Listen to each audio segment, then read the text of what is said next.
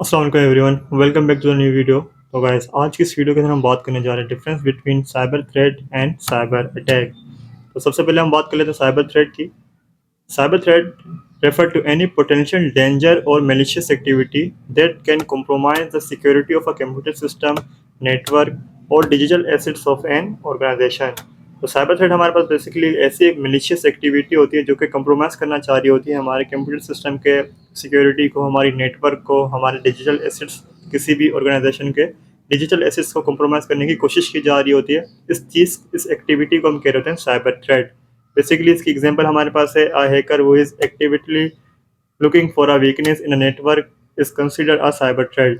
वही मैंने बात की, एक हैकर है जो कि कंसिस्टेंटली से किसी भी ऑर्गेनाइजेशन के नेटवर्क के अंदर कोई भी वीकनेस ढूंढ रहा है, इस चीज़ को हम कहेंगे साइबर थ्रेट।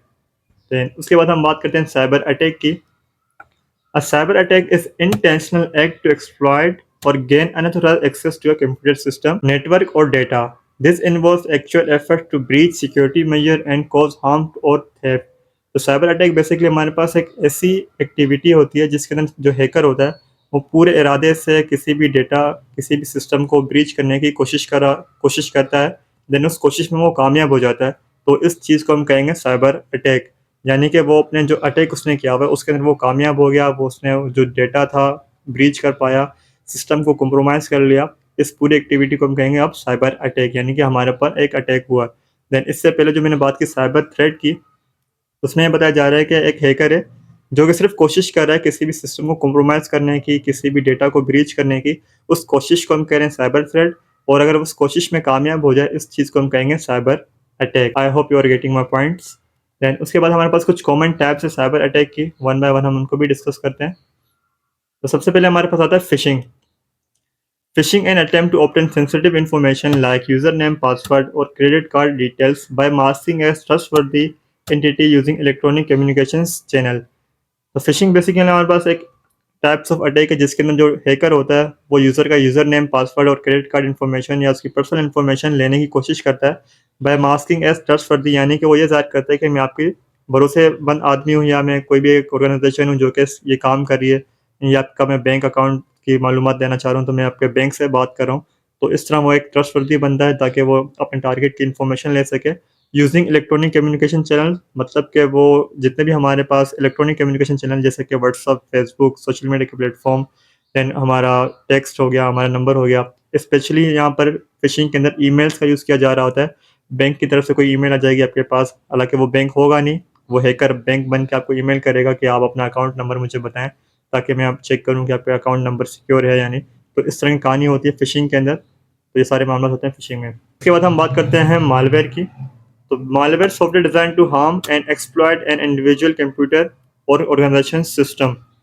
तो मालवेयर बेसिकली हमारे पास एक सॉफ्टवेयर की ही टाइप है जो कि इस वजह से बनाई जाती है ताकि वो किसी भी कंप्यूटर के अंदर इंस्टॉल हो, देन इंस्टॉल होने के बाद उस कंप्यूटर के सिस्टम को, उसके फ्लो को वो डिस्टर्ब कर दे। देन उसके अंदर कोई भी चीज़ वीकनेस है उसे वो एक्सप्लॉइट करे ताकि जो हैकर बात है अपना काम कर सके आसानी से। अब मालवेयर के अंदर भी कुछ टाइप्स आती है जिसके अंदर हमारे पास आता है वायरस, सबने सुना होगा, वर्म्स एंड ट्रोजन्स। और उसके बाद हमारे पास आता है रैनसमवेयर। तो ये भी हमारे पास एक मालवेयर ही की टाइप है। तो उसकी 4 से 5 टाइप्स होती हैं मालवेयर सॉफ्टवेयर की, जो कि अलग-अलग उसका पर्पस होता है बनाने का। देन उसके बाद हम बात करते हैं डिनायल ऑफ सर्विसेज़। ये भी हमारे पास साइबर अटैक की टाइप है। ओवरहाउलिंग अ सिस्टम और network with a fake traffic to make it unavailable to the user. तो डिनायल ऑफ सर्विसेज बेसिकली नाम से हमें पता चल रहा है कि सर्विसेज को वो डिनाई कर रहा होगा। तो इसमें बेसिकली सीन ऐसा होता है कि जो भी हैकर होता है वो किसी भी टारगेट वेबसाइट में जाता है, उसमें वो फेक ट्रैफिक इतना भेजता है कि ताकि वो जो भी वेबसाइट है वो यानी कि सर्विस ना कर पाए। यानी कि अगर एक वेबसाइट के ऊपर एट अ टाइम 1000 यूज़र या 10,000 यूज़र आ जाएंगे तो ज़ाहिर सी बात है उसका जो नेटवर्क है वो डाउन हो जाएगा, जो रिस्पॉन्डिंग टाइम है वेबसाइट का वो लेस हो जाएगा। तो इस वजह से जो वेबसाइट है वो सर्विस नहीं कर पाएगी तमाम यूज़र को एक साथ। तो इसी चीज़ को हम कह रहे होंगे डिनायल ऑफ सर्विसेज, यानी कि हैकर जो है वो फेक ट्रैफिक भेजेगा एक वेबसाइट पे ताकि वो वेबसाइट जो है वो उसका सर्वर डाउन हो जाए और सही से सर्विस ना कर पाए। देन उसके बाद वो उसको जो भी अपना काम करना होगा, डेटाबेस में जाना होगा उस वेबसाइट का, या उस वेबसाइट को कंप्रोमाइज़ करना होगा, तो वो आसानी से कर सकता है। तो इस तरह डिनायल ऑफ सर्विसेज के अंदर काम किया जा रहा होता है। देन उसके बाद हमारे पास आता है एक और मैन इन द मिडल। तो ये काफ़ी इंटरेस्टिंग सी अटैक है ये मैन इन द मिडल। इसमें बेसिकली हो रहा था intercepting and potentially altering communication between two parties without their knowledge। तो इसमें बेसिकली क्या होगा, मैन इन द मिडिल में हमारी कम्युनिकेशन चल रही है, मेरी और आपकी कम्युनिकेशन चल रही है, मैं और आप बात करें आपस में, लेकिन ना मुझे पता है ना आपको पता है कि एक तीसरा बंदा है जो हमारी सारी कम्युनिकेशन को वो देख भी रहा है और सुन भी रहा है। तो किस तरह से कर रहा होता है, बेसिकली वो कर रहा होता है किसी भी वाईफाई के कनेक्शन, मतलब वो नेटवर्किंग के ज़रिए से या किसी भी जो हमारी वाईफाई जो हम यूज़ कर रहे हैं इसमें वो ब्रीच कर लेगा, इससे कंप्रोमाइज़ कर लेगा, या जो हम कम्युनिकेशन चैनल यूज़ कर रहे हैं वो इसे ब्रीच कर लेगा, इससे कंप्रोमाइज़ कर लेगा। तो इस तरह से वो जो भी हमारी कम्युनिकेशन होगी दो पार्टीज़ के दरमियान, वो एक तीसरा बंदा हैकर जो है वो उसे वो सुन भी रहा होगा, उसे देख भी रहा होगा। तो इस चीज़ को हम कहेंगे man in the middle attack. किस तरह होगा इसके ऊपर हम आगे चल के बात करेंगे, हम परफॉर्म भी करेंगे man in the middle attack वगैरह, देखेंगे क्या होता है। लेकिन फिलहाल हम थ्योरी में चलते हैं कि man in the middle attack क्या होता है उसमें और क्या काम हो रहा होता है। देन इसके बाद एक और आता है एसक्यूएल इंजेक्शन। एसक्यूएल इंजेक्शन में बेसिकली हमारे पास होता है exploiting vulnerabilities in web applications database query execution to execute malicious SQL code. तो इसके अंदर बेसिकली हम क्या कर रहे होते हैं, एक वेब एप्लीकेशन होती है, उसके डेटाबेस के अंदर हम एक कोई क्यूरी एग्जीक्यूट करना चाह रहे होते हैं, ताकि जो भी उसके अंदर डेटा है डेटाबेस के अंदर उसे हम एक्सप्लॉइट कर पाएँ, उसे हम देख पाएँ और उसमें से हम सेंसिटिव इन्फॉर्मेशन निकाल पाएँ। तो इसके अंदर हम क्या कर रहे होते हैं, वेब एप्लीकेशन में जाते हैं, उसके जो इनपुट फील्ड होती है वहाँ पे कोई हम मेलिशियस कोड एसक्यूएल का वो कमांड से पास करते हैं। देन अगर वो कमांड हमारी रन हो जाती है तो जितना भी डेटाबेस में डेटा होगा वो हमें दिखा दिया जाएगा। उसके बाद हमारे पास होता है cross site scripting, injection malicious script into web page. Again web page की बात की जा रही है, viewed by the other users to steal data और perform action on the behalf on their behalf.